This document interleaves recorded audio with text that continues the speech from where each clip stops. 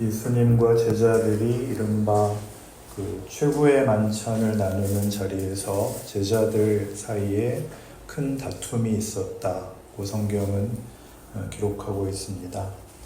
누가 크냐, 누가 더 잘났냐, 누구의 공이 더 크냐 하는 것들이죠. 예수님은 이 세상의 가치와 판단과 하나님 나라의 기준은 다르다. 이 세상에서는 큰 자들이 다스리지만 하나님의 나라는 큰 자들이 섬기는 나라다. 이렇게 말씀하십니다. 우리 기독교 역사상 가장 큰 교회의 오해는 기독교가 진리를 갖고 있고 생명을 갖고 있기 때문에 마땅히 힘을 가져야 된다라고 생각하는 것입니다. 그런 생각은 사실 우리의 본성에 속하는 것인데 그 일에 불을 붙인 사람이 로마의 황제 콘스탄틴 대제입니다. 교회사에서는 그를 박해받던 기독교를 공인하여 기독교에 도움이 된 왕으로 알지만, 그래서 그는 기독교가 정치 권력을 갖는 중세를 열었습니다.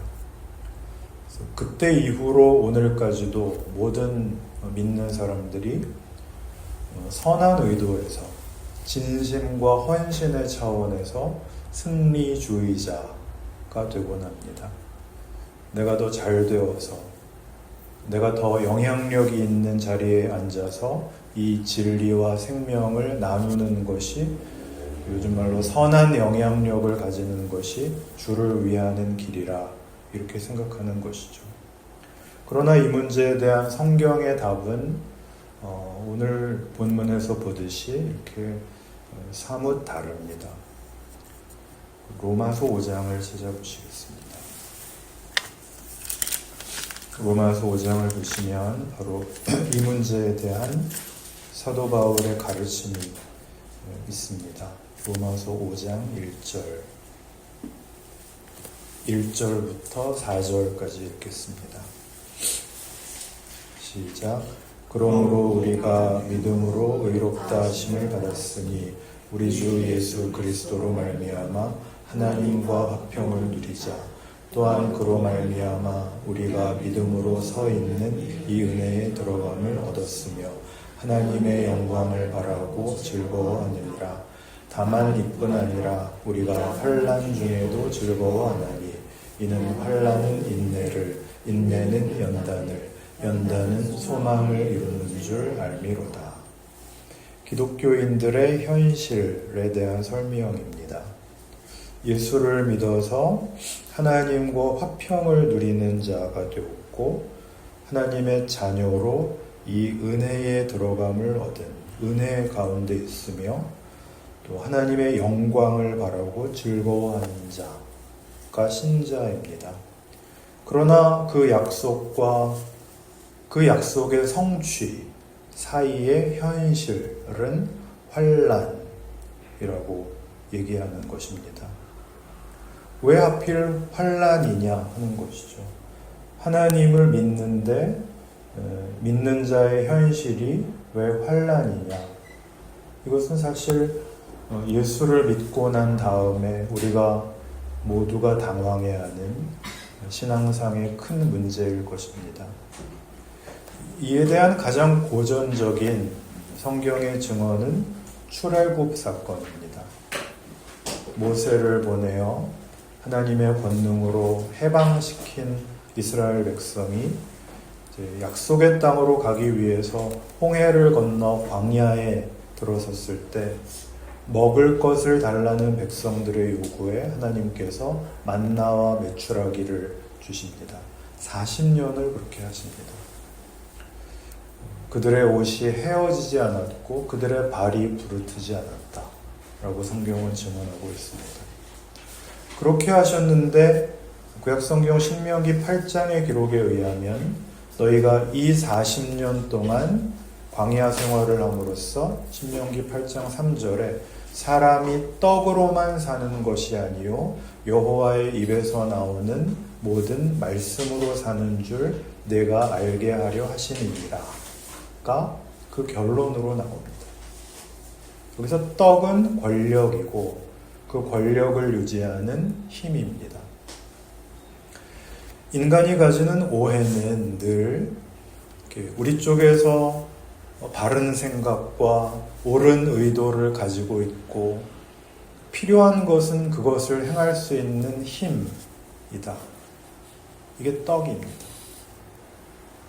내가 방향도 길도 목적도 진심도 가지고 있다.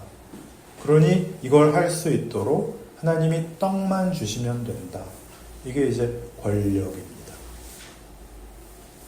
그러나 광야에서의 40년 생활을 하는 동안에 인간에게 떡을 줬더니 그 힘으로 인간이 거룩하게 되거나 옳게 되는 것이 아니라 싸움밖에 하지 못하더라. 인간에게는 스스로가 거룩한 것을 만들어낼 능력이 없더라 하는 것이 적나라하게 밝혀집니다. 출애굽 역사의 중요한 교훈이고 증언이었습니다. 그러니 사람이 떡으로만 사는 것이 아니라 사람에게는 하나님의 말씀이 필요하다. 그것이 환난이 하는 일이랍니다. 하나님 없이 힘만 있으면 인간은 자기도 망하고 다른 사람도 망하게 하더라. 입니다. 오늘의 이제 본문은 그 환난을 우리로 하여금 섬김의 길을 걷게 하는 하나님의 방법이라는 데까지 그 내용이 더 깊어집니다. 왜냐하면 오늘의 이 말씀은 제자들의 다툼과 관련된 예수님의 답변이었거든요. 누가 더 크냐, 누가 더 잘났느냐 하는 권력의 싸움이었습니다. 우리가 생각하기에 누구를 섬기려면 아주 쉽게 누구를 도와주고 누구를 격려하고 하려면 먼저 내가 넉넉히 가져야 됩니다. 그렇지 않습니까? 내가 건강해야 누구를 돌볼 수 있고 내가 여유가 있어야 누구에게 나눠줄 수 있죠. 비행기를 타면 비상시 행동 요령을 알려주는데 비상시에 산소호흡기가 내려오면 아이 먼저 해주려고 하지 말고 부모가 먼저 착용을 하라고 합니다. 아이들은 어떻게 되든 어른부터 살아야 된다. 그런 얘기일까요? 아니죠.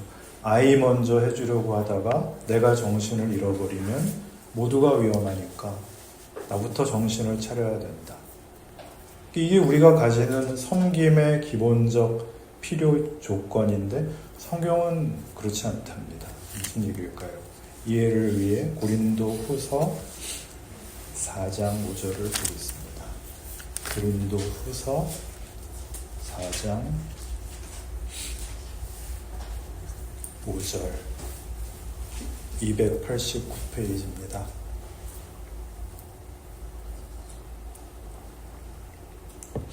5절 한 절만 우선 읽죠. 시작. 우리는 우리를 전파하는 것이 아니라 오직 그리스도 예수의 주 되신 것과 또 예수를 위하여 우리가 너희의 종 된 것을 전파함이라. 아멘. 사도 바울이 자신의 사역을 그리고 이제 말하자면 신자된 책임을 이렇게 설명하는 부분입니다. 우리는 우리를 전파하는 것이 아니라 그리스도 예수의 주 되신 것, 내가 주를 모신 사람이라는 것과 그래서 우리가 너희의 종이 됐다는 것을 전파하고 있다. 그럽니다. 종이랍니다. 종이란 자기가 계획하고 목적하는 길이 아닌 길로 부름을 받는 신분입니다. 그게 섬기는 것입니다. 그러나 우리는 쉽게 예를 드는 것이니까 이해하십시오. 저는 목사로서 예수를 증거하기 위하여 여러분을 기꺼이 섬기겠습니다. 그러니 내 말을 들으십시오. 되죠. 옛날부터 우리 한국 교회에서는 목사를 가리켜서 주의 종이라고 했습니다. 어떻게 목사님께 감히 종이라고 하느냐고 님자를 붙이는 분들도 계셨습니다.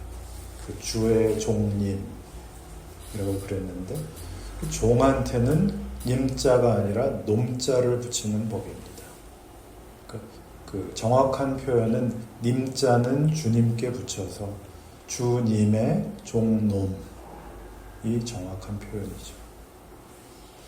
종인데 종이 주인에게 내가 종됨은 너보다 못해서가 아니라 나는 좋은 신학대학 나오고 배경도 좋고 목사 안 해도 얼마든지 잘 먹고 잘 살 사람인데 그럼에도 불구하고 복음을 위하여 내가 기꺼이 종이 된 것이니 너 내 말 들어라.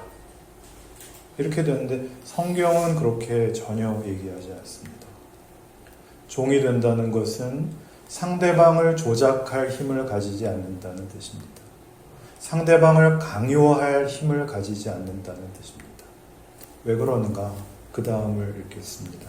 고린도후서 4장 6절입니다. 시작. 어두운 데에 빛이 비치라 말씀하셨던 그 하나님께서 예수 그리스도의 얼굴에 있는 하나님의 영광을 아는 빛을 우리 마음에 비추셨느니라. 어두운 데에 빛이 비치라 말씀하셨던 그 하나님, 이 얘기는 창세기에 나오는 창조 이야기죠. 빛이 있으라 하시니 빛이 있었다. 기독교 신앙은, 그리고 여기에 관련된 모든 일들은 누가 누구를 조작하거나 누가 누구를 강요해서 일으킬 수 있는 결과가 아니라 창조의 하나님이 우리에게 창조의 결과로 허락하신 것이 기독교 신앙이다. 그렇게 말씀합니다. 그러니까 목사는, 아니 모든 신자는 내가 나를 낮추는 섬김과 겸손이라는 것으로 무슨 선한 영향력을 베풀어서 당신을 납득시키겠다는 것이 아니라 하나님이 나를 종으로 쓰셔서 하나님만이 하시는 일에 우리를 동참시키시는데 우리는 그 종된 순종을 하고 있는 것에 불과하다.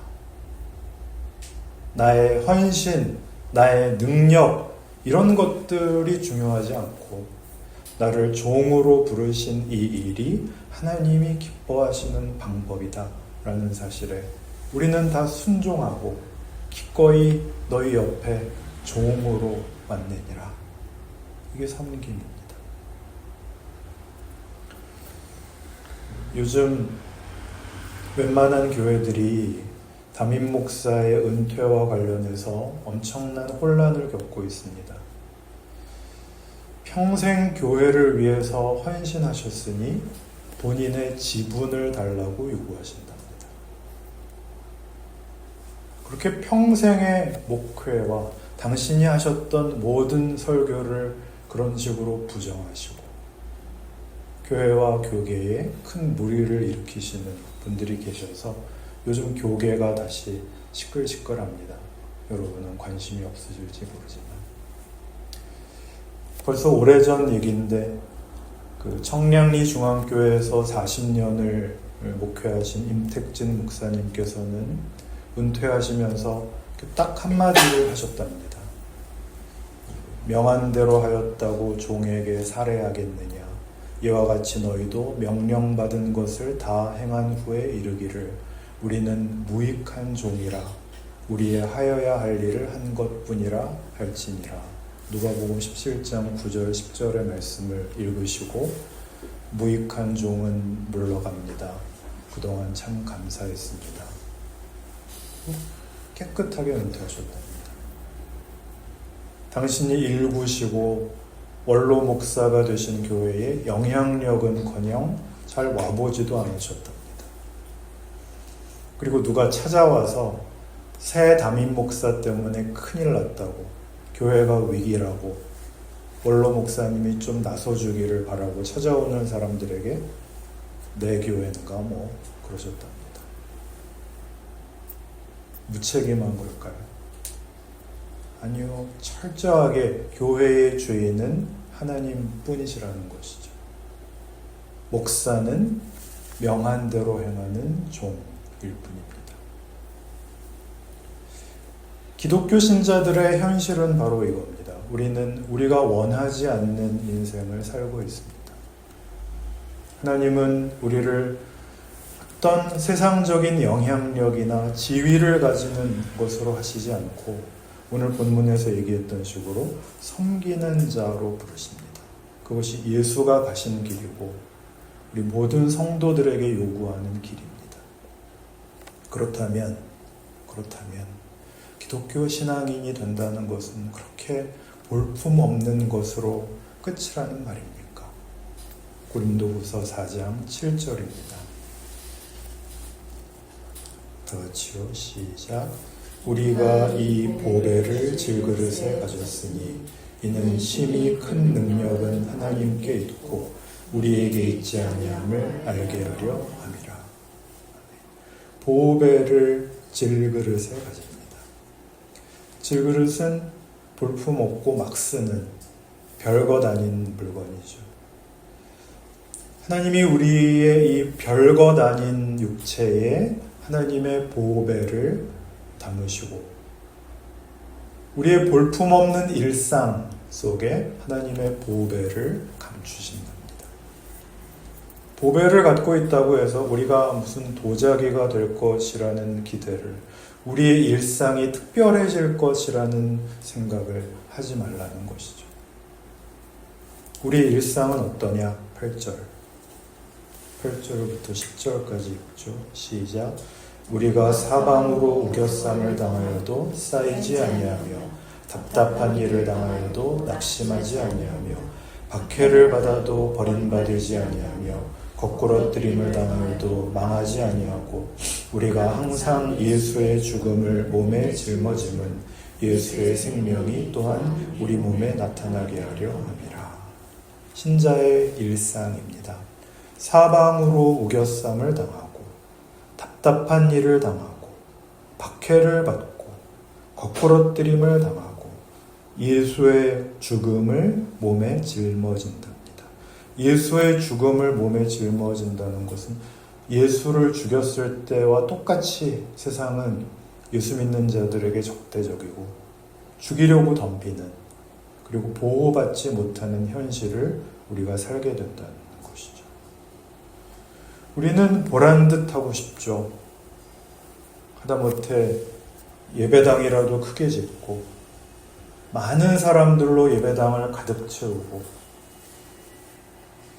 조그만 예배당도 못 짓는 목사 주제에 할 말은 아닌지 모르지만, 그러나 여기 성경에 예수 믿어서 보란듯한 것은 없죠.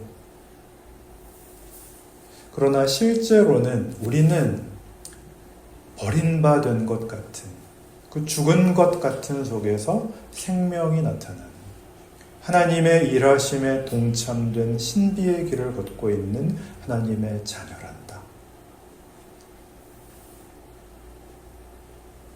이렇게 얘기합니다. 평생 한번 아멘 하실 기회를 방금 놓치셨습니다.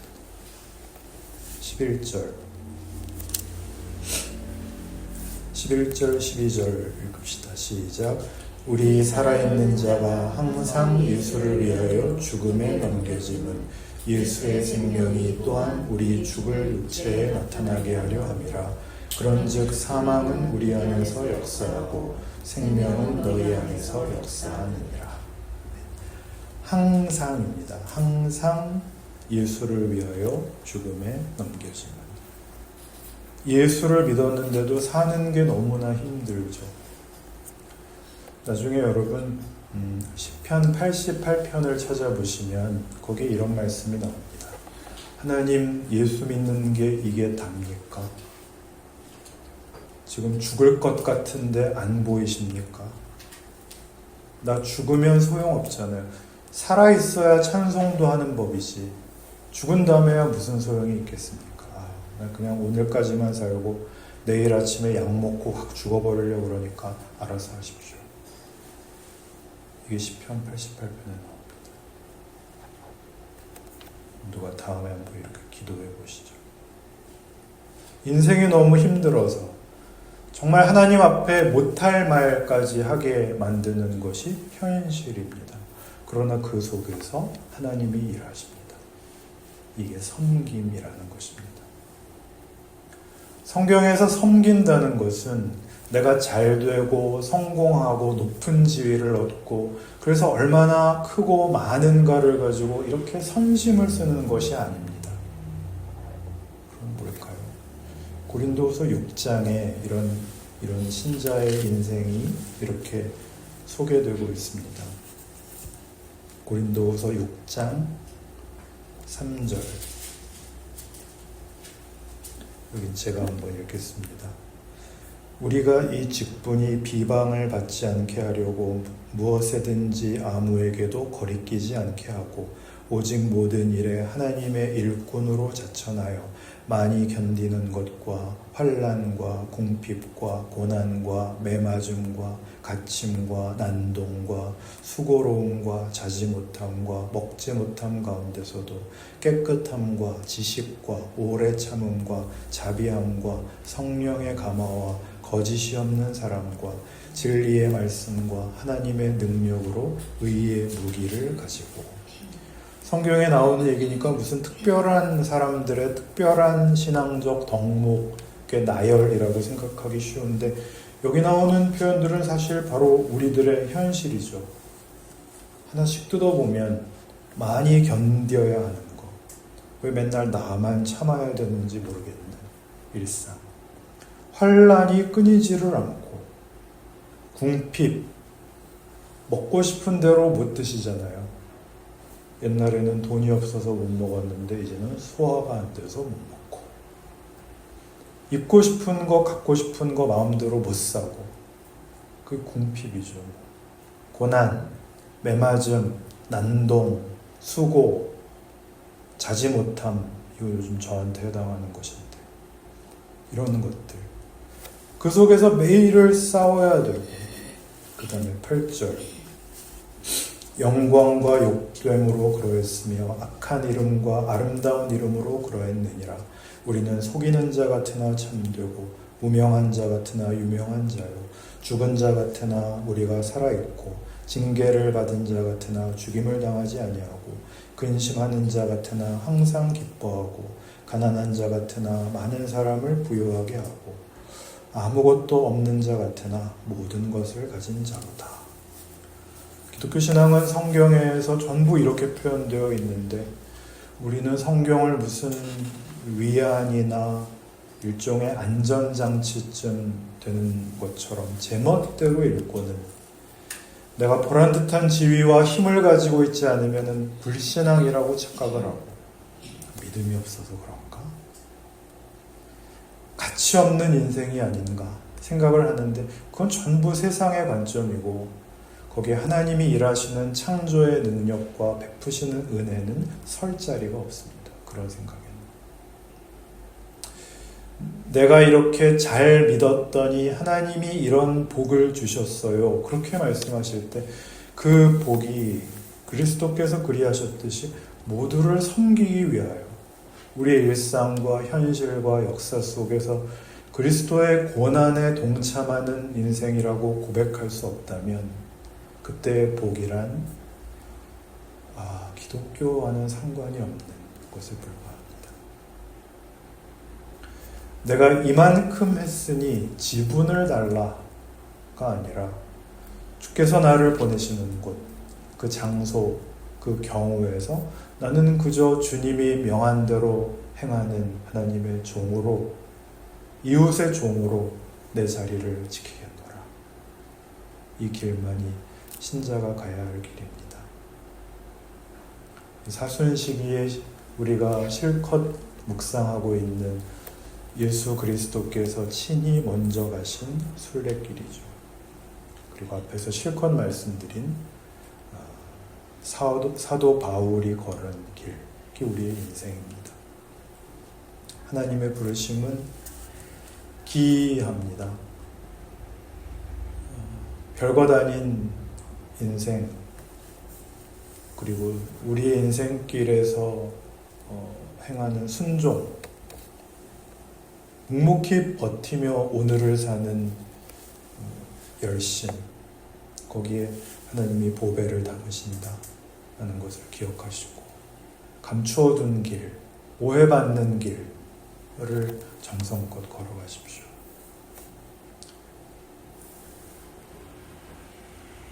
신앙이란 무엇일까에 대한 오해로 인해서 내 인생의 고단함에 대해서 낙심하지 마시고, 이 길이야말로 복된 길이고, 그리고 유일한 신앙의 길이라는 것 기억하시는 저와 여러분의 삶과 신앙이기를 바랍니다.